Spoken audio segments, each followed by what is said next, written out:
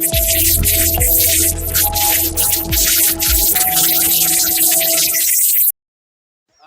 ગામની અંદર 15-20 વર્ષથી એકને એક તરફી શાસન છે અને આ ગટર તમે જુઓ ભૂગર્ભ ગટર તૂટી ગયેલી છે. હાલ ગુજરાતમાં જે ચાંદીપુરા નામનું રોગ ચાલી રહ્યો છે, તેના લીધે આ 20થી 25 જણનું આરોગ્ય જોખમાં રહ્યું છે.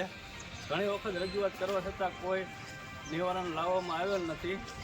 કાલે પણ અમે ટીડીઓ સાહેબને રજૂઆત કરી છે અને તેમનામાં જો માણસે હોય અને તો હવે આ ગઢડા ગામવાળાને એક વખત આ બહાર ગટરમાં રિપેરિંગ કરાવીને બહાર કાઢે અને આરોગ્ય બચી રહે એવી અમારી નમ્ર વિનંતી છે. અમે અનેક વખત ડીડીઓ સાહેબને લગભગ 5-7 વખત રજૂઆત કરી, ડીડીઓ સાહેબને રજૂઆત કરી, પણ આ ભ્રષ્ટ તંત્ર અને બધાય મિલી ભગત હોય એવી સ્થિતિ અમારા ગામ ગઢડાની છે.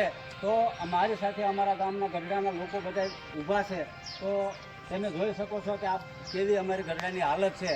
તો અમારી ગામજનોની એક જ વિનંતી છે કે ડીડીઓ સાહેબને કે જે અમારા ગામના તલાટી છેલ્લા 12 વર્ષથી એકને એક જગ્યાએ નોકરી કરે છે, એટલે ગામજનો સાથે તલાટી કે ભાઈ કોન્ટ્રાક્ટર સાથે મિલીભગત કરીને બહુ મોટો ભ્રષ્ટાચાર કરવામાં આવે છે.